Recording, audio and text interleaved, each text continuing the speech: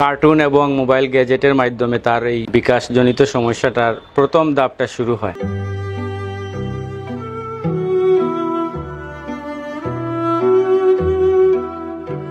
বিয়ানীবাজার পৌর এলাকার কসবা গ্রামের 4 বছরের শিশু আফসার বেলাল বাবা মায়ের একমাত্র সন্তান। 2 বছর বয়স পর্যন্ত সে ছিল হাসিমাখা, প্রাণবন্ত, হাঁটা চলা, কথা বলা সবকিছুই ছিল স্বাভাবিক। কিন্তু অল্প সময়েই বদলে যায় তার জীবন। আফসারের বাবা সুজন আহমদ কর্মজীবনের তাগিদে প্রবাসে পাড়ি দেন। একই সময়ে পরিবারের আরেকজন গুরুত্বপূর্ণ সদস্য বাইরে চলে যান। ফলে মা হালিমাতুস সাদিয়ার একার পক্ষে সন্তানের পূর্ণ খেয়াল রাখা কঠিন হয়ে পড়ে। ধীরে ধীরে শিশুটি পড়ে যায় একাকিত্বে, আর সেই শূন্যস্থান পূরণ করে স্মার্টফোন। কার্টুন ভিডিও হয়ে ওঠে তার একমাত্র সঙ্গী। কিন্তু এই কার্টুন আসক্তি নামিয়ে আনে ভয়ঙ্কর অন্ধকার। এক সময়কার হাসি খুশি শিশু হয়ে পড়ে মানসিকভাবে বিকারগ্রস্ত।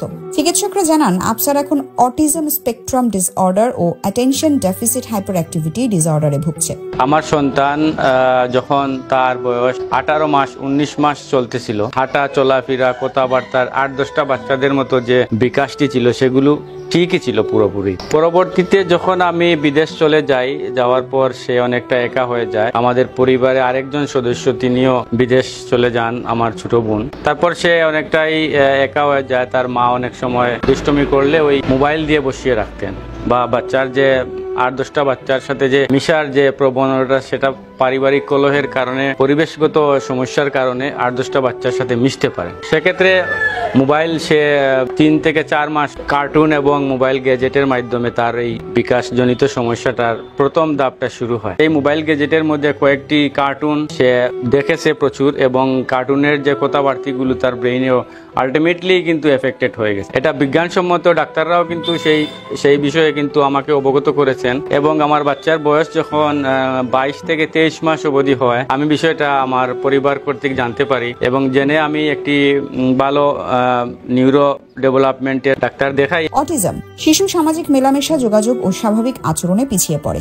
ADHD শিশুর মনোযোগ ধরে রাখার ক্ষমতা কমে যায়, অস্থিরতা ও অতিরিক্ত চঞ্চলতা দেখা দেয়। বাংলাদেশে এই সমস্যা আক্রান্ত শিশুদের সংখ্যা ক্রমেই বাড়ছে।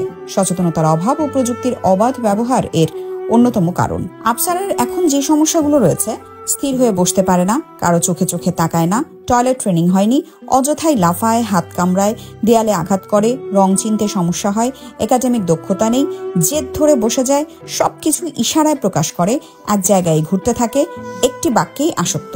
চাঁদের মতো ফুটফুটে চেহারার আফসারকে নিয়ে মা বাবা দেশ বিদেশের ডাক্তারদের কাছে ছোটাছুটি করেছেন। অবশেষে সিলেটের একটি আর্ট অ্যান্ড অটিস্টিক স্কুলে ভর্তি করানো হয় তাকে। ডাক্তারদের ধারণা, নিয়মিত ক্লাস ও থেরাপির মাধ্যমে শিশুটি প্রায় 80% পর্যন্ত সুস্থ হয়ে উঠতে পারে। ডাক্তারের পরামর্শ অনুযায়ী কিন্তু স্পিচ এবং ল্যাঙ্গুয়েজ ডেভেলপমেন্ট থেরাপির যে ব্যবস্থা, সেটা কিন্তু আমি নেই। বর্তমান সময়টাতে যে তার সেই প্রক্রিয়াগুলো আছে, সেগুলা অনেকটাই ইমপ্রুভমেন্টের দিকে যাচ্ছে। সিলেট আর্ট অ্যান্ড অটিস্টিক স্কুলে আমি আমার বাচ্চাকে অ্যাডমিশন করিয়েছি। ওখানে যে তত্ত্বাবধানে যারা আছেন, প্রধান শিক্ষক থেকে শুরু করে যে কলাকুশলীরা আছেন, ওনারা দীর্ঘ পর্যবেক্ষণের মাধ্যমে কিন্তু তাকে ভর্তি নিয়েছেন। এবং আমি খুব বেশি আশাবাদী যে সিলেট আর্ট অ্যান্ড অটিস্টিক স্কুলের দিক নির্দেশনা এবং পারিবারিকভাবে যে খাবারের তালিকাগুলি রয়েছে, নিয়মানুবর্তিতার মধ্য দিয়েই কিন্তু আমার বাচ্চাকে ইমপ্রুভমেন্ট করা সম্ভব। তবে বড় সমস্যা হলো, বিয়ানীবাজারে নামি দামি হাসপাতাল থাকলেও একটিও আর্ট অ্যান্ড অটিস্টিক স্কুল নেই। সুজন আহমদ মনে করেন, উদ্যোক্তারা যদি এগিয়ে আসেন, তবে বিয়ানীবাজার সহ আশপাশের কয়েকটি উপজেলার শত শত শিশু উপকৃত হবে।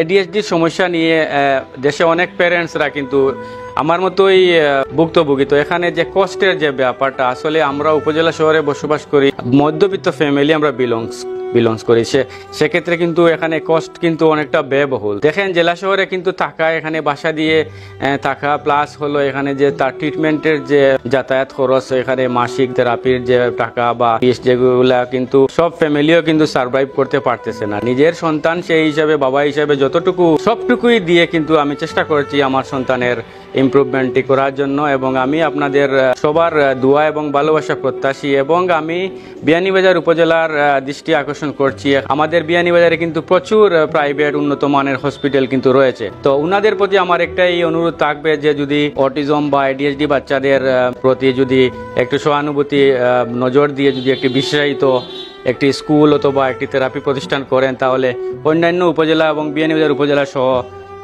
সকল বাচ্চাদের একটা উপকৃত হবে। এই ঘটনার ভেতর লুকিয়ে আছে বাংলাদেশের পারিবারিক ও সামাজিক বাস্তবতা। প্রবাসী পরিবারের সন্তানরা প্রায়ই বাবার স্নেহ ও সময় থেকে বঞ্চিত হয়। অনেক অভিভাবক সন্তানকে ব্যস্ত রাখার জন্য হাতে মোবাইল দেন, যা পরিণত হয় অভিশাপে। পারিবারিক কলহ ও অবহেলা শিশুর মানসিক স্বাস্থ্যে নেতিবাচক প্রভাব ফেলে। খেলার মাঠ, সামাজিক মেলামেশা, যৌথ পরিবার সবকিছুর অভাব আজ শিশুদের একাকিত্ব বাড়াচ্ছে। মনোবিশেষজ্ঞদের মতে শিশুর সবচেয়ে বড় ওষুধ হলো বাবার সময়, পরিবারের ভালোবাসা ও খেলাধুলার পরিবেশ। মোবাইল ফোন তার বিকল্প হতে পারে না। আফসার বেলালের গল্প একটি পরিবার নয়, এটি পুরো সমাজের প্রতিচ্ছবি। সচেতনতার অভাবে প্রতিনিয়ত অনেক শিশু মানসিকভাবে বিকারগ্রস্ত হয়ে যাচ্ছে। সময় এসেছে উপলব্ধি করার। Farzana Yasmin, SRI TV।